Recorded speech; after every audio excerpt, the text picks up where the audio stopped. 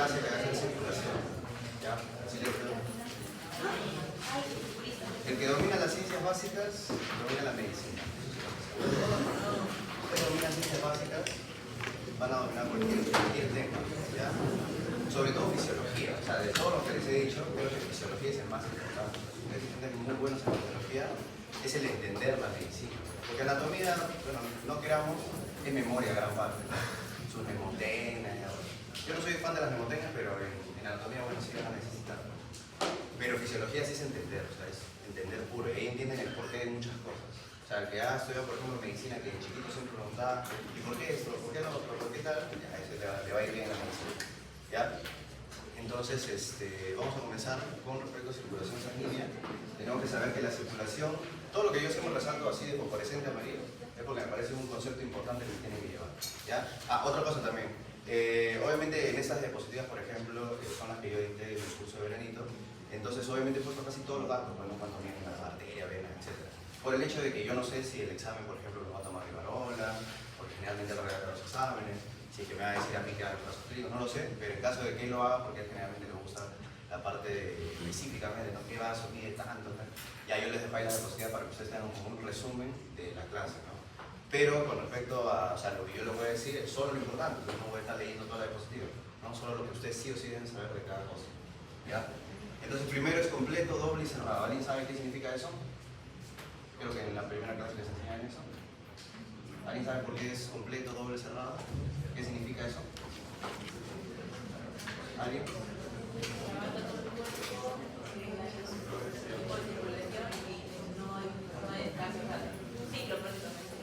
Ya, eso es cerrado. ¿Qué otro dice? Hay dos tipos de circulación, que sería doble, la parte de tu parte. ¿Y completo? La parte de tu cuerpo. Ya, porque no se combina la sangre oxigenada con desoxigenada. Por ejemplo, esto es importante porque es la gran diferencia entre la circulación fetal. Ustedes ya vieron en embriología. ¿Cuáles son las comunicaciones? Ahí yo lo veo un punto más que me dice, levante la mano, no sé qué tal. El que me dice las tres comunicaciones que hay en el feto. O sea, que hace, porque ustedes saben que como el feto, por ejemplo, tiene el pulmón inmaduro, existen shunts. De tal manera que la sangre no llega al pulmón porque si no, no se va a oxigenar. Porque la sangre, ¿dónde se oxigena en el feto? En la placenta. Entonces se pasa de las venas, se pasa de frente al sistema arterial, que es un sistema también desoxigenado. Pero hay tres shunts. ¿Alguien lo sabe? ¿Cuáles son esos tres shunts?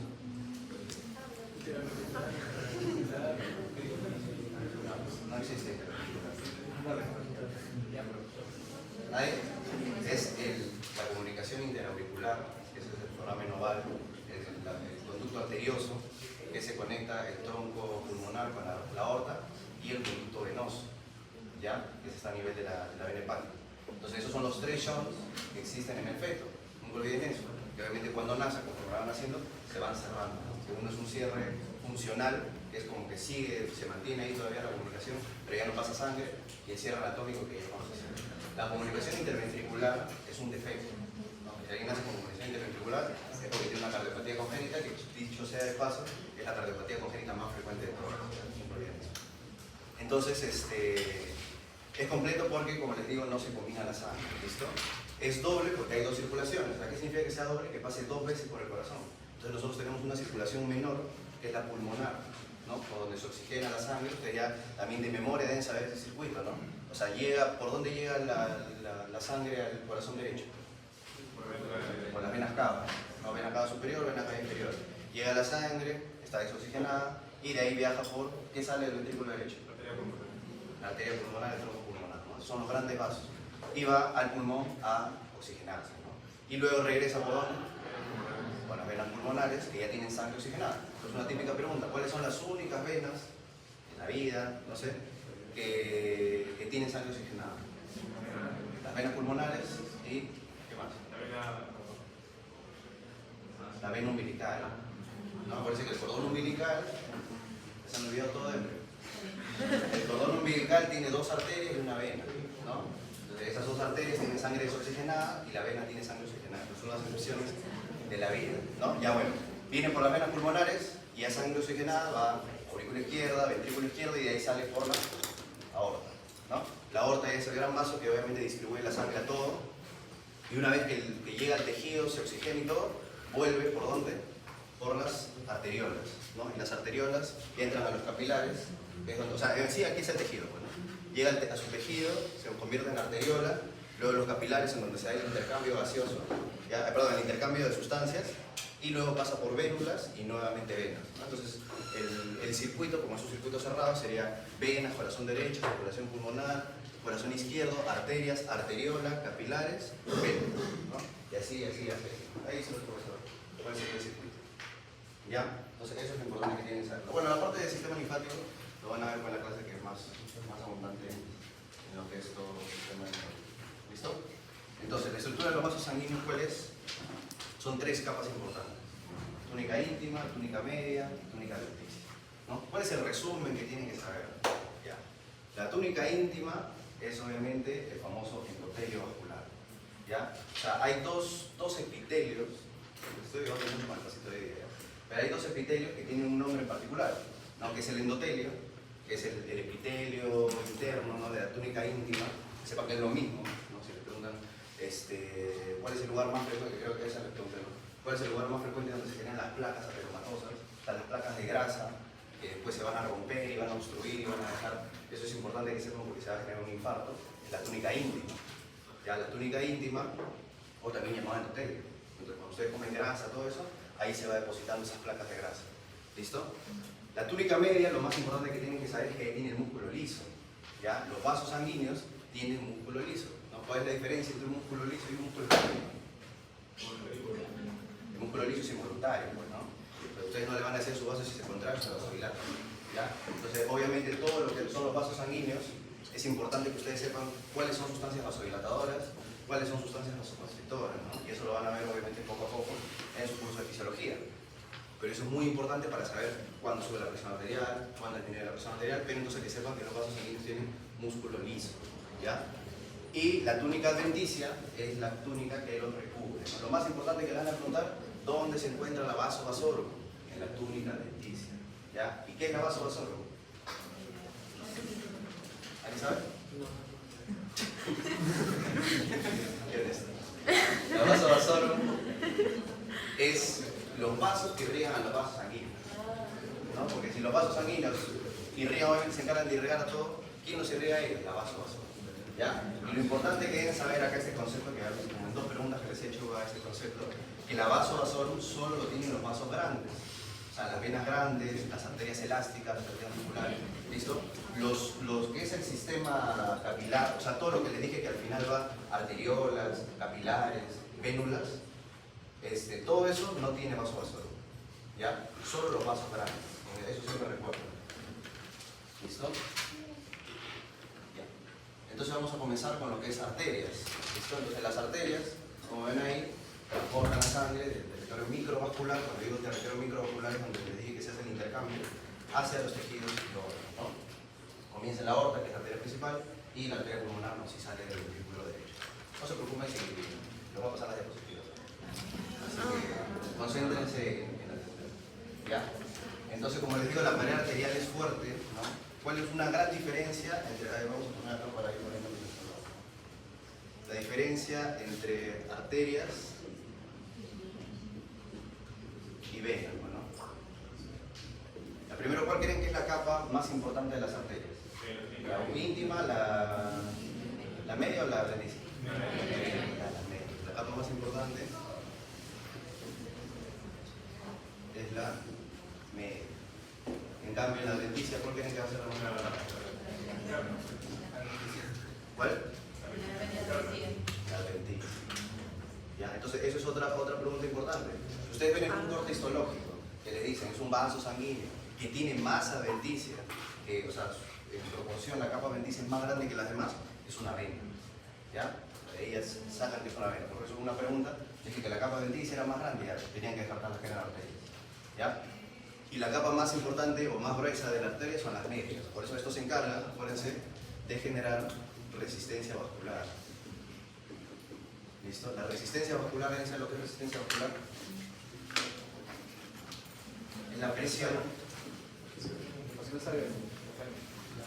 Ya, bueno, no es más fisiología, así que no nos vamos a matar con las preguntas. Pero la resistencia vascular es la presión que se opone a la salida de la aorta, ¿no? Ustedes, por ejemplo, esta fórmula les va a servir, que es, por ejemplo, la presión arterial es igual al gasto cardíaco por la resistencia vascular periférica. ¿Listo? La resistencia vascular periférica prácticamente son las arterias, ¿no? Si hay vasoconstricción, hay aumento de resistencia vascular periférica. Si hay vasodilatación, hay disminución de resistencia vascular periférica. ¿Entienden? Entonces nosotros, por ejemplo, cuando ustedes, algún familiar tienen que toman un Alapril, Sulosartán, ¿no? ¿Conocen esos medicamentos? Son medicamentos que disminuyen la resistencia vascular periférica. Por lo tanto, si esto disminuye, ¿qué pasa? Disminuye la presión arterial. Y el gasto cardíaco también tiene una fórmula. El gasto cardíaco es igual a frecuencia cardíaca por volumen sistólico, ¿no? ¿Cuánto es el gasto cardíaco? Eso sí lo saben. ¿Cuánto es el gasto cardíaco que tenemos? ¿Cuánto? ¿Cuánta cantidad de sangre tenemos en el cuerpo? 5 litros, ¿no? Entonces, ¿cuánto es la frecuencia cardíaca? Generalmente 60 a 100, ¿no? Entonces, ustedes multiplican 70, vamos a poner un punto. ¿Y el volumen sistólico qué es? La sangre que sale del corazón en cada latido, que son 70 mililitros. Entonces, ustedes multiplican 70 por 70, sale 4.900, que son los 5 litros de gasto cardíaco. Por eso le digo todo de fisiología. Entonces, si nosotros hacemos, por ejemplo, damos metoprolol, atenolol, que son medicamentos que bajan la frecuencia cardíaca, bajamos la frecuencia cardíaca, bajamos el gasto cardíaco y también bajamos la presión arterial. Es otro medicamento para bajar la presión arterial. Entonces, esta resistencia vascular periférica está mediada por las arterias. Y les van a preguntar cuál de todas las arterias es quien genera la mayor resistencia vascular periférica. Y esa fue mi pregunta también del examen. ¿Cuáles son las arteriolas? ¿Ya? Las arteriolas, que son las más pequeñitas de todas, esas son las que se encargan de modular la resistencia vascular periférica. O sea, todas las arterias mantienen presión. O sea, la gran diferencia es que entonces las arterias manejan presiones. ¿Listo? Las arterias manejan presiones, sobre todo la más importante de las arteriolas. En cambio, las venas son una reserva de volumen.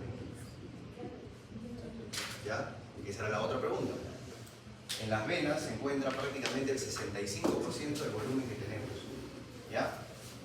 Entonces, eso es muy importante. Las venas tienen la mayor cantidad de sangre que hay en el cuerpo. ¿Listo? Otra cosa que no mencioné, el endotelio. Si a usted le preguntan cuál es el órgano más grande del cuerpo humano, ¿qué responde? ¿Cuál? La piel.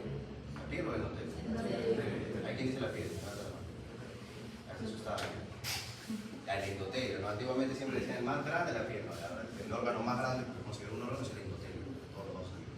Ya, entonces la reserva mayor es el que tiene reserva de volumen, son las venas. ¿Listo? Entonces 65% por eso le van a preguntar el Bueno, en el Guyton dice 64. ¿Ya? Es el volumen que hay en las venas. ¿Listo? Ya. Y lo otro es que les decía que las venas, como son elásticas, ¿no?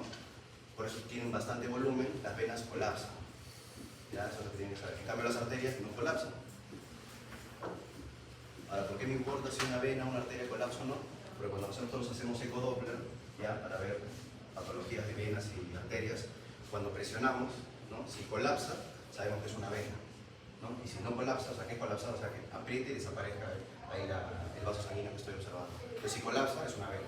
Si no colapsa, es una arteria. Como la arteria es fuerte, estamos diciendo que su capa más importante es la media, obviamente no va a colapsar, ¿no? Entonces, esas son las dos grandes, o las grandes diferencias que tienen que saber entre una arteria y una vena. ¿Listo? Ya. Sigamos. Entonces, las arterias tienen más pared gruesa, hay un supuesto que impide el colapso, ¿no? Y hay tres tipos de arterias. Las arterias elásticas, que son las arterias de los grandes vasos, ¿no? De la aorta, el tronco pulmonar, de la subclavia, que son las que salen de ahí. En donde obviamente como son grandes vasos que salen bastante sangre, lo que más va a predominar son membranas elásticas. ¿Ya? Las arterias musculares, que ya son el resto de arterias, la arteria cubital, la arteria radial, todas las arterias, tienen más que todo células musculares lisas, ¿no? Porque les digo que van a encargarse de la resistencia vascular. Y las arteriolas ya pertenecen al territorio microvascular, ¿listo? En donde obviamente les he dicho que es la más importante de generar resistencia vascular. ¿Ya? Ahora, entre todas las túnicas, no solo las arterias, pero sobre todo las arterias, porque las venas no tienen muchas, van a haber estas dos membranas, la elástica interna y la elástica externa. Sencillo, ¿no? Pues es pregunta de pasito. La elástica interna separa la media de la íntima, ¿no? Y la elástica externa separa la media de la adventicia. ¿Ya? Deben saber que generalmente las venas no tienen estas membranas. Las arterias sí las tienen bien, ustedes lo ven en un corte histológico, lo van a ver bien debilitadas.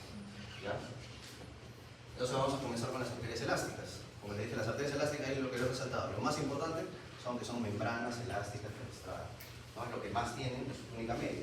Porque obviamente manejan un montón de volumen.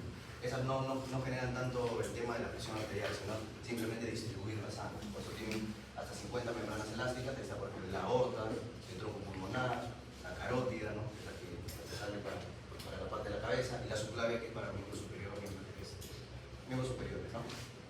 Tiene vaso vasorum, porque ya les he dicho que es un vaso grande, y entre todos los vasos grandes tienen vaso vasorum, ¿ya? Tanto las arterias elásticas como las arterias musculares. ¿Listo?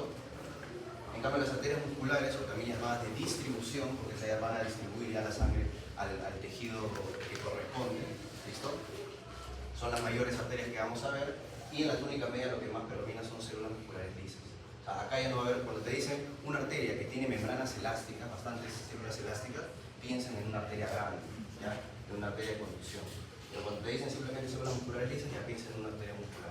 ¿Ya? Por eso ahí les he puesto que las grandes tienen hasta más de 10 capas celulares de músculo liso, y las pequeñas tienen de 4 a 10 capas, ¿no? Si les preguntara sobre la arteriola, que es la más pequeña de todas las arterias, esa tiene de 1 a 3. Entonces ahí lo van viendo, ¿no? Las grandes, más de 10, bueno, ahí les he puesto pequeñas, pero saben que las arteriolas son más pequeñas sobre ellas. Entonces ahí tienen de 4 a 10 y las otras de 1 a 3.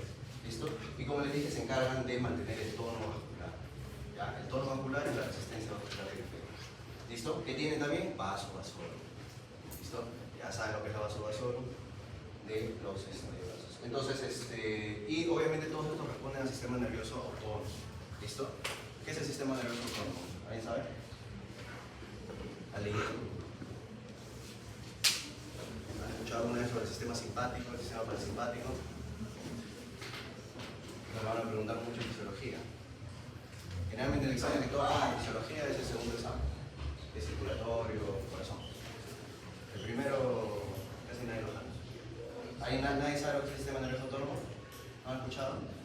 Ya. El sistema nervioso autónomo se divide en dos. El sistema simpático y el sistema parasimpático. Entonces, eso es lo que yo les digo, que está mediado por músculo liso. O sea, el músculo liso es, como dijimos, involuntario. Nosotros no lo contraemos. Entonces, ¿quién se encarga de modular el músculo liso? El sistema nervioso autónomo. ¿Ya? El sistema simpático, siempre recuerden, es el sistema del estrés. ¿Ya? Es el sistema de la pelea, cuando ustedes van a pelear, cuando están a punto de exponer y no han leído nada, es el sistema simpático. Entonces, ¿qué pasa cuando ustedes están en estrés? ¿Qué piensan que pasa con, por ejemplo, con sus pupilas? ¿Se van a dilatar o se van a contraer? Se van a pelear ya, si están en una pelea. ¿Qué piensan que van a pasar con sus pupilas? ¿Se dilatan o se contraen? Se dilatan. ¿Qué piensan que pasa con sus bronquios para ventilar? ¿Se broncodilatan o se contraen? Broncodilatan. Entonces, así, ¿qué pasa? ¿Que van a ir al baño o no van a tener ganas de ir al baño si están peleando? No, entonces se relaja el músculo liso del intestino, se relaja el músculo liso de la vejiga, ¿no? Entonces no hay peristaltismo. Entonces es importante, porque al final el parasimpático es todo lo contrario. El parasimpático es el sistema del sedentarismo. Entonces el sistema simpático tiene dos neurotransmisores importantes, que es la noradrenalina y la adrenalina. ¿Listo? O también llamado norepinefrina y epinefrina. Entonces, ¿qué va a hacer el sistema nervioso simpático? Vasoconstricción. Ya para ese, o sea, en el sistema arterial que estamos viendo, que lo modula, lo que hace es vasoconstricción. ¿Ya? En cambio, el sistema parasimpático lo media la acetilcolina, que es el neurotransmisor también les he visto que les preguntan en sus pasitos de histo. La acetilcolina es el neurotransmisor del sistema parasimpático. Es el neurotransmisor que ustedes ya han visto en dónde. Entonces sí deberían saber. ¿Dónde han visto esta acetilcolina en histo 1? En el músculo. Muy bien. Porque la acetilcolina es el neurotransmisor que se encarga de unirse al receptor muscular, que es el nicotínico muscular, para generar la despolarización. O no la despolarización, sino para que entre el sodio y se genere la despolarización. Entonces es importantísimo la acetilcolina, ¿no? Bueno, entonces, y esto genera, por lo contrario, vasodilatación. ¿Listo? Entonces así se va modulando el tono de las arterias. ¿Ya? Luego tenemos el sistema microvascular. Como les dije, ya llegamos a arterias, arteriolas. Bueno, arteriolas ya viene a ser parte del sistema microvascular, que como les digo es esto, ¿no? Se supone que acá vino una arteria muscular y ya estos son las arteriolas. ¿Listo? Acá se dividen los famosos capilares y vuelve por la véndula y eso va a la vena, al corazón derecho, ¿no? Y así se cierra el circuito. Entonces es el lugar donde se da el intercambio. ¿Ya? Si te preguntaran solo por uno, marcan capilares, ¿no? Porque los capilares se dan intercambio. Pero si te preguntaran por dos, así ya tienes emaleados, Lo que pueden hacer vasos de intercambio son los capilares y las vénulas postcapilares, ¿ya? Son las vénulas que están aquí nomás. ¿Listo? Básicamente capilares, ¿ya? Entonces le dije ahí las arteriolas, miren, son los vasos de resistencia. Determinan la resistencia vascular del pene. ¿Listo? Lo que tienen también, para que sepan, o sea, estructuras pequeñas, por ejemplo, son las metaarteriolas, que son las primeras arterias que salen de las arteriolas. ¿Listo? Y ahí tiene su esfínter precapilar. O sea, el esfínter precapilar de lo que se encarga es como un filtro, ¿no? O sea, cuando está habiendo mucha presión en la arteriola, digamos al paciente se le subió la presión, el esfínter precapilar como un esfínter lo que hace es cerrarse, ¿no? Para que no pase más presión. ¿Listo? Entonces es como un modulador de presión. ¿Listo? Igual como le dije, inervados por fibras simpáticas, que son las noradrenérgicas que hacen vasoconstricción, y productos metabólicos locales, que eso ya lo van a ver en fisiología, que es el óxido nítrico, que genera vasodilatación, las prostaglandinas, que generan vasodilatación, etc. Por eso les digo, es importante que ustedes sepan qué sustancias producen vasoconstricción, qué sustancias producen vasodilatación.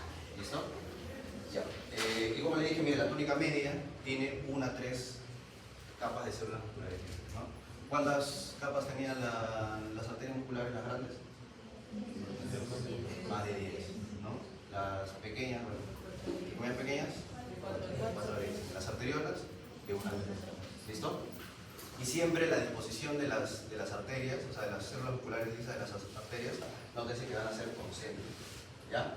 Acá, como se dan cuenta, miren su túnica adventicia, ¿dice vaso vasorum? No, porque todo lo que es territorio microvascular, les dije, no tiene vasos. ¿Ya? Llévense ese concepto. Entonces los capilares son los vasos más pequeños de todos. Miden menos de 10 micrómetros.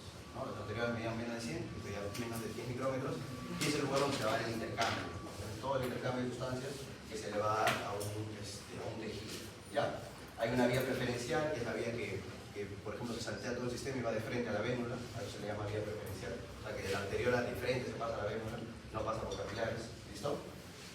Y lo que les dije, que al inicio están los esfínteres precapilares, que son células musculares lisas. Entonces eso puede ser otra pregunta de examen, ¿no?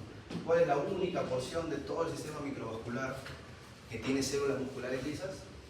El inicio de las arteriolas, que son las metaarteriolas, ¿no? Porque tienen su esfínter precapilar. Ese esfínter, porque todos los esfínteres son músculos, ¿ya? Entonces por eso tienen músculo liso, pero solo ahí, ¿ya? De ahí lo de los capilares, las vénulas no tienen células musculares lisas. Por lo tanto, si te dicen un vaso sanguíneo que no tiene vaso vasor, o un vaso sanguíneo que no tiene células musculares lisas, piensen en un vaso del territorio microvascular, ¿ya? Y si te dijeran que no tiene vaso vasor, pero por ahí tiene una célula muscular lisa, podría ser la arterial, ¿ya? Por eso es lo que les digo del esfínter precapilar, ¿ya? Lo que también tienen en su lámina basal son los plebiscitos, ya que son como también moduladores de presión, ¿ya? Cuando hay mucha sangre, generan vasoconstricción, generan vasodilatación, etc. ¿Listo? Y como les dije, el capilar de toda la superficie del endotelio, o sea, de las arterias, las venas, es lo que ocupa el mayor espacio, ¿ya? Esto también puede ser pregunta, por eso lo he resaltado. De todos los vasos sanguíneos, ¿no? Ya les he dicho, las venas son las que tienen mayor volumen, ¿ya? Pero en sí, ¿dónde se ubica todo el endotelio? En los capilares. ¿Listo? Y eso es típica pregunta, pues, ¿no? Que sepan las diferencias de los 3 capilares. Y que se sepan esto es como que les ayuda en todo lo que vean, porque cuando van a ver riñón ahí, les van a volver a decir eso, ¿no? Ahí se encuentran capilares de tipo fenestrado, ¿no? Entonces, si ustedes ya saben cuál es la diferencia entre cada capilar, simplemente ahí ya van a pasar esa parte del texto, ¿no? Entonces, primero tenemos los capilares continuos, o también llamados somáticos. ¿Listo? Que esos son los más abundantes del cuerpo, ¿ya? ¿Por qué son los más abundantes? Porque tienen ausencia de fenestraciones, o sea, en otras palabras, son capilares. Ya hemos dicho que el capilar es aquel donde se da un intercambio de sustancias. Entonces, que sea un capilar continuo somático es que hace que no pase cualquier sustancia, ¿no? Porque no tiene, o sea, ¿qué son las fenestraciones? Otra palabra que también si leen otra bibliografía, las fenestraciones son poros, ya, huequitos. ¿Listo? Entonces, si no tiene poros, si no tiene fenestraciones, cualquier sustancia no pasa. ¿Listo? Entonces, por eso miren cuál es su ubicación. Tejido muscular, pulmonar, encéfalo, ¿no? Que saben que la barrera hematocefálica es impermeable, pero si no, imagínense cuando toman, estarían borrachos cada rato. Y las glándulas exocrinas, ¿listo? Esos son los capilares continuos o somáticos. Su lámina basal también la van a decir es continua. O sea, continua es que, como dice su nombre, es continua, no tiene poros, no tiene nada. Ya, o sea, es una buena barrera. Luego están los capilares fenestrados o también llamados viscerales, ¿listo? ¿Por qué se llaman fenestrados? Porque ya tienen fenestraciones o ya tienen poros, ¿listo? Pero lo que van a tener es diafragma. ¿Listo? O sea, no está del todo abierto, tiene poritos, pero tiene un diafragma que se cierra por partes para que no pase también cualquier sustancia. Y ahí van a ver, por ejemplo, todo el tubo digestivo, ¿no? Si ven la parte digestivo, les van a decir ahí capilares fenestrados, ¿no? El intestino delgado, capilares fenestrados, digamos, del estómago, etc., ¿no? Los riñones, ¿no? Que también lo van a ver, y las glándulas endocrinas. ¿Listo? Una cosa es glándulas exocrinas y otra cosa es glándulas endocrinas. ¿Ya? ¿Cuál es la diferencia entre una glándula endocrina y exocrina? ¿Alguien sabe? ¿Alguno que levante la mano? Escucho mucho. A ver, tú. Los órganos exócrinos secretan principalmente enzimas y los endócrinos hormonas. Ya, o sea, sí, pero ¿por qué se llama endocrino?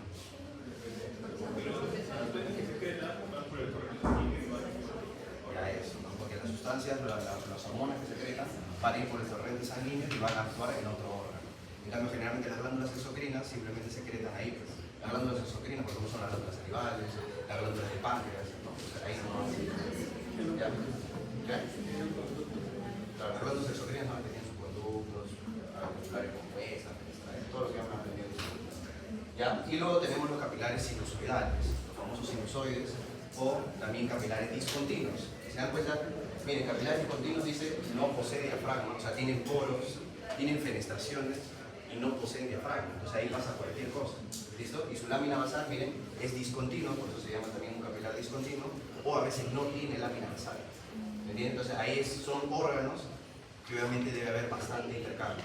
¿Cuál es ese? El hígado, que es el órgano obviamente donde se da el mayor metabolismo, ya sea de fármacos, alcohol, de bilirrubina, obviamente tiene que tener capilares sinusoidales, porque van a afectar todo. El vaso, que también lo van a ver en la clase de sistema hematopoético, ¿listo? Y la médula ósea, ¿listo? Entonces no olviden, los capilares continuos o somáticos son los más abundantes, y sobre todo tejido muscular, acuérdense. Se llama somático, pues, músculo, ¿no? Tejido muscular, tejido conectivo y encéfalo, sobre todo por eso, ¿ya? Capilares fenestrados o viscerales, vísceras, tubo digestivo, riñones, sobre todo, ¿ya? Y los capilares sinusoidales o discontinuos son los que se encuentran en el hígado, vaso y médula ósea, ¿ya? Órganos que van a tener bastante filtrado. ¿Listo? Y luego tenemos las vénulas. Entonces ya pasamos por los capilares, se dio el intercambio, ya saben los tipos de capilares, pasan a las vénulas, ¿no? Entonces, en las vénulas, como les digo, simplemente se puede dar a veces intercambio, como les decía. Algunos los pueden considerar como vasos de intercambio, pero ustedes solo quédense con que los capilares son vasos de intercambio. ¿Listo? Y puede haber también células musculares lisas que al final de una vénula, se lo pongo, no lo consideren tanto, pero puede haber, y a eso se le llama vénulas musculares. Si tiene células musculares lisas, se llama vénula muscular. ¿Ya? Y miren, como les digo, en la mayoría de venas no se encuentra membrana elástica interna y externa, ¿no? Ahora tú, ¿qué dividía la membrana elástica interna? ¿Tú? La túnica íntima y Externa. túnica media y túnica menor. Y este es un resumen de vena, ¿no? Ahí está todo bien. ¿Qué les dije de vena? Como les digo, tiene la pared más delgada, por eso son reserva de volumen, ¿ya? Se colapsan, ¿no? Importante que les dije en ecografía 2, ¿ya? Carecen de membrana elástica interna y externa. Más o menos las venas no tienen membranas elásticas internas, solo lo van a, si ustedes le ponen un tejido histológico, porque ya les he dicho que no les van a preguntar eso en sus prácticas, pero digamos, y se denota, dice membrana elástica interna, externa, al menos ya saben que es una arteria, ¿ya? Tenemos venas pequeñas y medianas, ya miren, pequeñas de 0,1 a 1 milímetro y las medianas de 1 a 10 milímetros. Lo importante es que estas son las venas profundas, ¿no? Las famosas venas pudenda, eso lo van a ver viendo en anatomía, ¿listo? Y su túnica media sí tiene células musculares lisas, ¿no? Pero tiene 3 a 4, pero de forma circular, ¿no? Diferente a las arterias que eran de forma concéntrica. Y la túnica adventicia, como van a ver siempre, representa la mayor parte de la pared, ¿listo? Es la gran diferencia, como les dije, de las venas. Y las venas grandes, ¿no? Tienen un diámetro superior a 10, ahí tenemos a las venas cavas y las venas subclavias, ¿ya? Son las dos grandes venas. Las venas subclavias, acuérdense, subclavio es miembro superior, ¿no? Arteria subclavia son las que irrigan todo el miembro superior, venas subclavias son las que drenan del miembro superior, ¿ya? Igual como ven, tiene túnica adventicia gruesa, más gruesa que la media, ¿listo? Y miren, posee vaso vasorum. Las únicas venas que poseen vaso vasorum son las venas grandes, ¿listo? Todas las demás venas no tienen vaso vasorum. Por lo tanto, si les pregunto qué vasos sanguíneos tienen vasodilatación, son las arterias elásticas, las arterias musculares y las venas grandes. Nada más. ¿Listo? Todo el sistema microvascular y las venas pequeñas y medianas no tienen vasodilatación. ¿Listo? Entonces solo acuérdense cuáles son las venas grandes. Las cavas y las venas subclavianas. Ahí si te preguntan, no sé, vena cefálica, vena sigo, cualquiera de esas venas no tienen vasodilatación. ¿Ya? Y terminamos con esto que tienen que saber sobre las válvulas. Otra gran diferencia es que las venas tienen válvulas. Ya han visto en la clase de corazón, me imagino, de qué se encarga una válvula. A ver, ¿alguien que levante la mano? ¿De qué se encarga una válvula? A ver. Impide el proceso de la sangre. Claro, impide el flujo retrógrado de la sangre. En el caso del corazón, por ejemplo, en el lado izquierdo, ¿qué válvula tenemos? En el lado derecho. En el lado izquierdo. A esas se llaman válvulas aurículo-ventriculares, ¿no? Porque dividen la aurícula y el ventrículo. Y las válvulas que están en la aorta y el trono pulmonar, ¿cómo se llaman? Sinoideas. Es importante que sepan. O válvulas semilunares también lo pueden llamar, ¿ya? Entonces, esto es importante porque impide el reflujo retrógrado. Entonces, en las venas es igual, porque imagínense, ustedes están parados, obviamente acuérdense que la sangre fisiológicamente es por presión. Entonces, imagínense, obviamente todo el rato estarían sus pies hinchados. Entonces, las venas tienen válvulas que hacen que impidan ese reflujo. ¿Listo? Y obviamente en las personas mayores, ¿no? Las personas que paran mucho tiempo parados, lo que tienen que saber es que hay un deterioro de esas válvulas, ¿no? Entonces ahí se forma la famosa enfermedad que son las varices, ya que esa es una insuficiencia venosa superficial.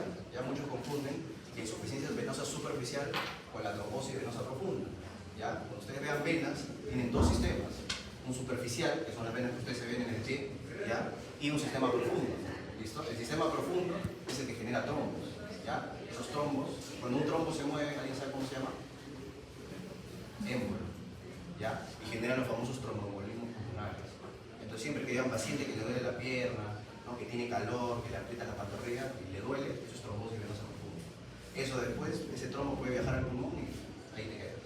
¿Listo? En cambio, la insuficiencia venosa superficial es diferente, esas son las famosas varices. ¿Ya? Entonces, y eso es lo que estamos viendo acá. Ahora, ¿de dónde vienen esas válvulas? Que también fue su pregunta, de la túnica íntima, ¿no? Obvio, ¿no? Obviamente las válvulas que están en la parte de la luz tienen que venir del epitelio o de la capa más interna, ¿no? Que es la túnica íntima. A veces la medicina también es lógica. Si ustedes no saben una pregunta, traten de buscarle la lógica, ¿no? O descartarla. ¿Listo? ¿Ya? ¿Alguno tiene alguna duda? Chicos, silencio. Yo tenía que aparte de la válvula, para que la sangre el interior llega al corazón, los ojos, Disculpe, ¿cómo? los músculos también ayudan a que la sangre llegue arriba. Ah, claro, la contracción muscular ayuda. O sea, el tema de, por ejemplo, ¿no? También es otra cosa. No es lo mismo que te dicen que estás mucho tiempo parado y que genera varices a que te muevas, ¿no? Porque si tú estás estático, ahí sí los músculos no ayudan. Pero cuando tú generas obviamente movimiento, decides solo caminar, o por ejemplo un manejo para las varices también son, si han escuchado, las venas las medias compresivas, ¿no? Entonces eso es lo que genera contracción muscular. La contracción muscular lo que hace es subir, por así decirlo, subir la sangre, ¿no? Otra pregunta.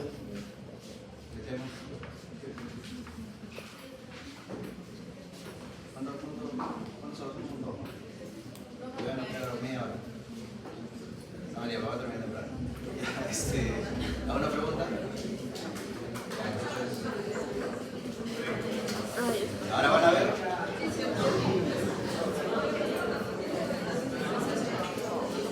Silencio, silencio, silencio.